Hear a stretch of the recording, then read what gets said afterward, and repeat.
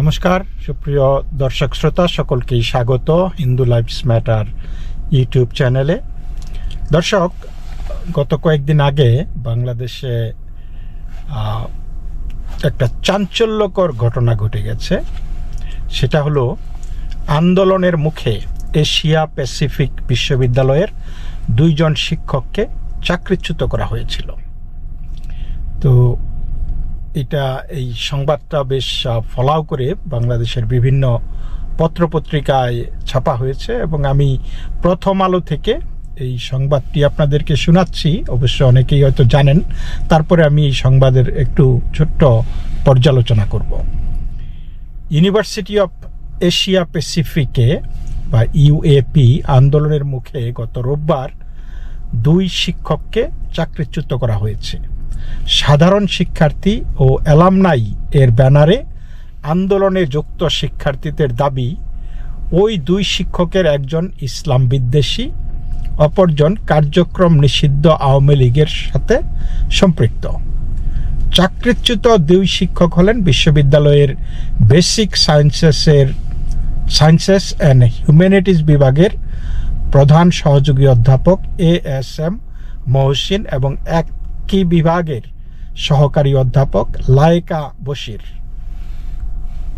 উদ্ভূত পরিস্থিতিতে বিশ্ববিদ্যালয় কর্তৃপক্ষ প্রেস বিজ্ঞপ্তি দিয়ে জানিয়েছে, পরবর্তী নির্দেশ না দেওয়া পর্যন্ত সব ক্লাস বন্ধ থাকবে।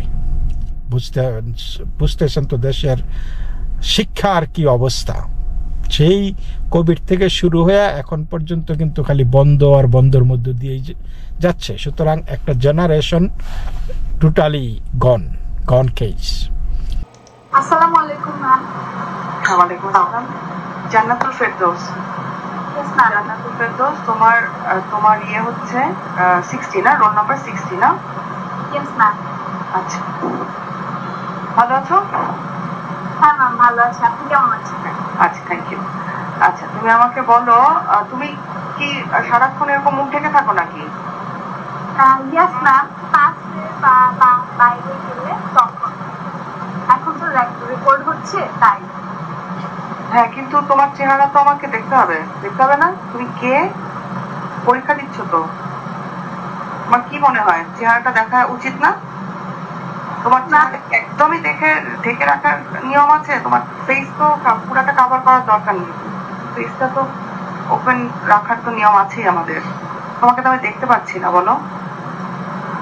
এটা তো ঠিক না। পরীক্ষা দেওয়ার সময় অবশ্যই মুখটা খোলা রাখা উচিত। তুমি কি ছবি তোলো মুখ ঢেকে? মানে পাসপোর্ট সাইজ ছবি তুমি কি মুখ ঢেকে তোলো? তাহলে তো পাসপোর্ট। আমি যখন ডুয়েটির কাজ দিয়েছি তখন শুধুমাত্র আমার ফেসটা দেখা দিয়েছিল। আমার আমাকে বুঝবো কিভাবে এটা তুমি না আর কেউ? বলো। এটা তো খুবই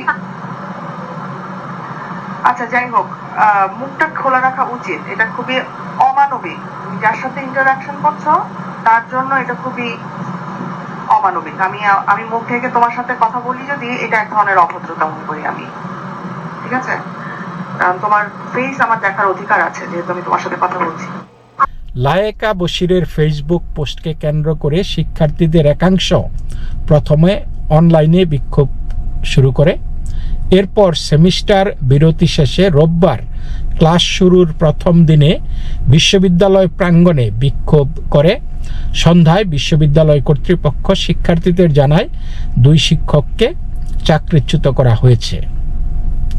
শিক্ষক লায়েকা বশির জানান, তিনি শুনেছেন তাকে চাকরিচ্যুত করা হয়েছে। আনুষ্ঠানিক অব্যাহতিপত্র তিনি পাননি। তিনি জানান, মুখ ঢাকা গৃহকর্মী কর্তৃক মোহাম্মদপুরের জোড়া খুনের ঘটনার পরিপ্রেক্ষিতে গত 10 ডিসেম্বর তিনি ফেসবুকে একটি স্ট্যাটাস দেন। তিনি হিজাব ও নেকাবের নিরাপত্তা ঝুঁকির দিকটি তুলে ধরেছিলেন। ধর্মীয় অনুভূতিতে আঘাত দেওয়ার উদ্দেশ্যে পোস্ট দেননি। সেই পোস্ট নিয়ে ইউএপির প্রাক্তন কিছু শিক্ষার্থী অনলাইনে তাকে হুমকি দেন এবং কুৎসা রটনা করতে থাকেন।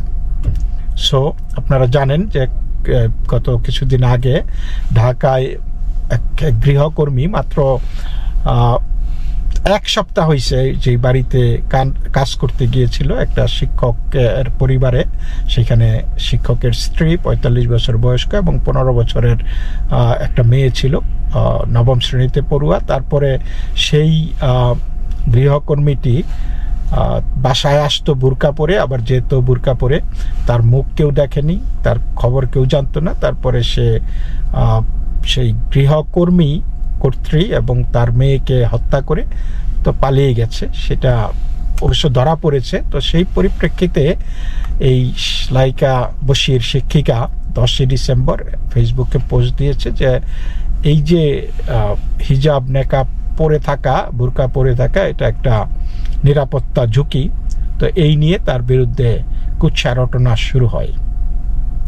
লাইকা বশির বলেন, এইখানেই মানে জিনিসটা দেখার যে লাল বদর যারা আর কি জুলাই যোদ্ধা, তাদের আজকে কি অবস্থা।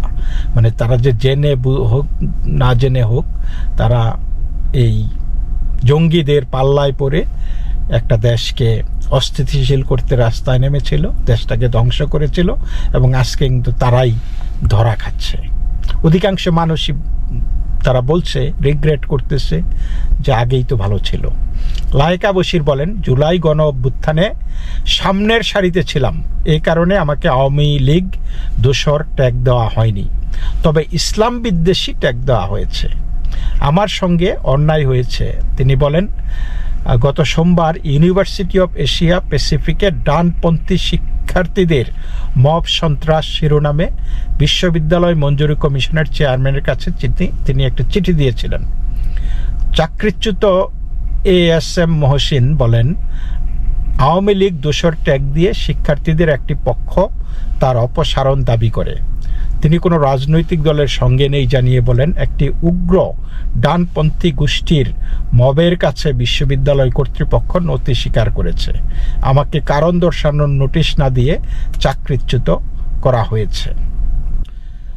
তো যারা যেই সমস্ত শিক্ষার্থীরা এই আন্দোলন করে এই দুই শিক্ষককে অব্যাহতি দেবার ব্যবস্থা করেছে, তাদের পক্ষ থেকে বলা হয়েছে যে শিক্ষার্থীদের বিরুদ্ধে বৈষম্যমূলক আচরণের প্রতিবাদ করা হয়েছে। অন্যায়ের বিরুদ্ধে শান্তিপূর্ণ প্রতিবাদকে মব সন্ত্রাস বললে কিছু বলার নেই। বিশ্ববিদ্যালয় কর্তৃপক্ষ গঠিত তদন্ত কমিটি অনেক ভুক্তভোগীর অভিযোগ শুনেছে, যারা ইসলামপন্থী পোশাক পরার কারণে শিক্ষক লায়েকা বশিরের বৈষম্যমূলক আচরণের শিকার হয়েছিলেন। কিন্তু কমিটি কালক্ষেপণ করা শুরু করলে শিক্ষার্থীরা আন্দোলন করেন। আন্দোলনের পরিপ্রেক্ষিতে তাকে চাকরিচ্যুত করা হয়েছে। তো দর্শক, এখন আন্দোলন, তাদের আন্দোলনটা কি? সাউয়া মাউয়া সিরাফেল, তাই না? এই আন্দোলনের পরিপ্রেক্ষিতে সবারই মাথা গরম হয়ে যায়। তখন যেই প্রশাসনের দোহাই দেওয়া হচ্ছে, সেই প্রশাসনেরও মাথা ঠিক থাকে না যে আবার নাকি তাদেরটা ছিঁড়া ফেলে কিনা। তখন তারা তড়িঘড়ি যে ওকে অন্তত এই দুইজনকে এই দিয়ে আমরা বাঁচি, মবের হাতে তুলে দিয়ে বা মবের দাবি মেনে নিয়ে এই 2 জনকে বহিষ্কার করে আমরা বেঁচে যাই। আমরা এই খেলাগুলি আমরা বহু জায়গায় দেখেছি। আমরা দেখেছি বিচারপতিরা এই ছিঁড়ে ফেলার ভয়ে তারা পদত্যাগ করেছে। আমরা দেখেছি আপনার বানিয়াচংয়ে সেইখানকার থানায় এই যে কয়েকদিন আগে সেই 1 জুলাই জঙ্গি গিয়ে বলেছে যে আমরা এই বানিয়াচং থানা আমরাই আগুন দিয়েছি, আমরা SI সন্তোষ দাসকে জ্বালিয়ে দিয়েছি, তারা বলেছে। এবং সেইখানে কি হয়েছিল, সেই বানিয়াচংয়ে সেই মব থানা ঘেরাও করেছে, বলেছে সে সেইখানে প্রায় 40-45 জন পুলিশ সদস্য ছিল, এদের সবাইকে তারা মেরে ফেলবে। তারপরে তাদের মধ্যে সেখানে সেনাবাহিনী এসেছিল, সেনাবাহিনী এসে একটা মীমাংসা করার চেষ্টা করেছিল। তারপরে মীমাংসায় সাব্যস্ত হলো যে SI সন্তোষকে মবের হাতে তুলে দিলে এই বাকি মুসলমান যেই পুলিশ এবং তাদের অফিসাররা যা এখানে ছিল 40-45 জন, তারা বেঁচে যাবে। সুতরাং সেই হিন্দুর উপর দিয়ে গেছে, সেইটা ঘটেছে। এবং এই যে জুলাই জঙ্গিরা যেটা বলা হচ্ছে যে যেখানে পুলিশ ছিল না এই আন্দোলনের সময়, সেইখানেও মানুষ মারা গেছে, সেইখানেও সাইলেন্সার লাগানো অস্ত্র দেখা গেছে। এগুলি কাদের হাতে ছিল? বুরকা পরা লম্বা লম্বা মানুষ, বুরকা পরা লম্বা লম্বা মহিলা, মানে 6 ফুট লম্বা বাংলাদেশে মহিলা আছে, কিন্তু আমরা সেই বুরকা পরা 6 ফুট লম্বা অবয়ব দেখেছি। এবং তাদের ডাফল ব্যাগের মধ্যে আমরা দেখেছি ওই যে বড় বড় আগ্নেয়াস্ত্র, স্বয়ংক্রিয় আগ্নেয়াস্ত্র, এগুলো আবার খোলা যায়, খুইলা আবার সেট আপ করা যায়। তো এই অস্ত্র কীরকম অস্ত্র আপনারা চিন্তা করেন, যে পার্টস খুইলা রাখা যায় এবং সেইখানে সাইলেন্সার লাগানো। তো সেই স্নাইপার রাইফেলগুলি আর কি, তারা সেই জুলাই জঙ্গিরা এগুলা করেছে। তো এই জুলাই জঙ্গিরা যে এটার প্রস্তুতি কিন্তু আজকে না, এই প্রস্তুতি কিন্তু আমরা দেখেছি এর আগে। এই জুলাই জঙ্গিপনা কায়েম হওয়ার বহুদিন আগে থেকেই ঢাকা বিশ্ববিদ্যালয় সহ বিভিন্ন বিশ্ববিদ্যালয়ে এই বুরকা হিজাব পরার জন্য আন্দোলন চলতেছিল। এবং ইভেন ক্লাসে বসা তো ভালো, তারা পরীক্ষার হলেও এই বুরকা হিজাব পড়তে চেয়েছিল, দাবি করেছিল। এবং সেইখানে কিছু কিছু শিক্ষক বলেছিল যে না, পরীক্ষার হলে বুরকা পড়তে দেওয়া যাবে না, কারণ সেখানে নকলের প্রবণতা থাকতে পারে। কিন্তু শেষ পর্যন্ত তাদেরকে ইসলাম বিদ্যা এই ট্যাগ দিয়ে সেই সমস্ত শিক্ষকদের বিরুদ্ধে ইভেন ঢাকা বিশ্ববিদ্যালয়ে আন্দোলন করে তুলেছিল এবং তাদেরকে সেই বুরকা পরেই আসতে বাধ্য, মানে সুযোগ দেওয়া হয়েছিল আর কি। তো সেই অবস্থাটা, এগুলি সে আস্তে আস্তে একটা কালচার চেঞ্জ করে বুরকাটাকে গ্রহণযোগ্য করা, এবং সেই বুরকাটা যখন গ্রহণযোগ্য হয়েছে তারপরে তারা আসল খেলাটা দেখিয়েছে। আপনি কি মনে করেন যে এই যে জুলাই জঙ্গিপনার সময় যে তারা এই কুরিয়ার, যখন ইন্টারনেট বন্ধ ছিল সারা দেশে, তারা তো ওই যে গুপ্ত রাজনীতি করে ছাত্রলীগের লঙ্গির নিচে থাইকা তারা বিভিন্ন জায়গায় হিউম্যান কুরিয়ার হিসাবে বিভিন্ন মেসেজ আদান প্রদান করেছে। পুরা ব্লু প্রিন্টটা দিয়ে দিচ্ছে বিভিন্ন জায়গায় যে এইখান থেকে আক্রমণ করা হবে। এবং সেইখানে যে এই যে বুরকার সংস্কৃতিটা কাজে লাগে নাই, এটাও কিন্তু বলা যায় না। সুতরাং বুরকার এই যে লায়েকা বশির বলেছে যে বুরকার যেই নিরাপত্তা ঝুঁকি, সেই কথাটা তিনি তুলে ধরেছিলেন। কারণ সেই গৃহকর্মীটি তার মনিব এবং মনিবের মেয়েকে হত্যার পরে কিন্তু তার কোনো হদিশ পাওয়া যাচ্ছিল না যে মেয়েটা কে, মানে তার কোনো আইডিয়া ছিল না, তাকে দেখতে কেমন কি কেউ জানতো না। যাই হোক, ধরা পড়েছে, কিন্তু এই নিরাপত্তা ঝুঁকিটা তো বুরকার আছে। আমি এই মুহূর্তে আপনাদেরকে একটা ছবি দেখাচ্ছি। এই দেখেন এই ছবিটা, এই লোকটা দেখেন বিশাল দাড়ি তারপরেও সে বুরকা পরে ছাত্রী হোস্টেলে গিয়ে সে কিন্তু মানে একটা মেয়েকে ধর্ষণ করার চেষ্টা করেছিল, তারপরে সেখানে ধরা পড়ে গেছে। তো চিন্তা করেন, বুরকা হইলে আপনার মানে কি বলে, মুশকিল আসান হয়ে যায়, সব মুশকিল আসান হয়ে যায়। এবং এই বুরকাটার যথেচ্ছ ব্যবহার বাংলাদেশে এখন চলতেছে। দোকানপাটে চুরিচামারি চলতেছে, ডিপার্টমেন্ট স্টোরগুলিতে চুরিচামারি চলতেছে। বুরকা মানেই এইখানে এই মুহূর্তে যেই অবস্থাটা আর কি, যে এটা যেই অসাধু যেই লোকজন আছে, তারা এই বুরকাটাকে এই অসাধু কাজেই ব্যাপকভাবে ব্যবহার করতেছে। এবং বুরকার নিচেই আমরা দেখতেছি নানান রকমের খ্যামটা নাচ শুরু হয়েছে। তো বাংলাদেশে বায়ার্স রিমোর্স শুরু হয়ে গেছে। যেই মানুষ যে না বুঝা, মানুষকে যে ধোঁকা দিয়ে, ভোগাবাজি দিয়ে যে তারা একটা দেশটাকে ধ্বংসের পথে নিয়ে গেছে, এই জন্য মানুষের এখন অনুশোচনা হচ্ছে। আপনারা হয়তো একটা খবর দেখেছেন যে জাতীয় নাগরিক পার্টি, অর্থাৎ যেটাকে ন্যাশনাল ক্রিমিনাল পার্টি বলি আর কি, তো এই ন্যাশনাল ক্রিমিনাল পার্টির মুখ্য সমন্বয়ক এবং ঢাকা ৮ আসনের প্রার্থী নাসিরউদ্দিন পাটোয়ারির নির্বাচনী প্রচারের পথসভায় ময়লা পানি ও ডিম নিক্ষেপের ঘটনা ঘটেছে।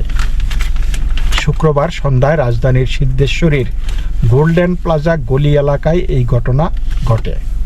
তবে এই ঘটনায় নাসিরউদ্দিন এবং তার সঙ্গে থাকা নেতাকর্মীরা সবাই অক্ষত আছেন বলা হয়েছে, কিন্তু তাদের উপরে ময়লা পানি এবং ডিম নিক্ষেপ করা হয়েছে এবং বেশ ভালোভাবেই মাখামাখি করা হয়েছে আর কি।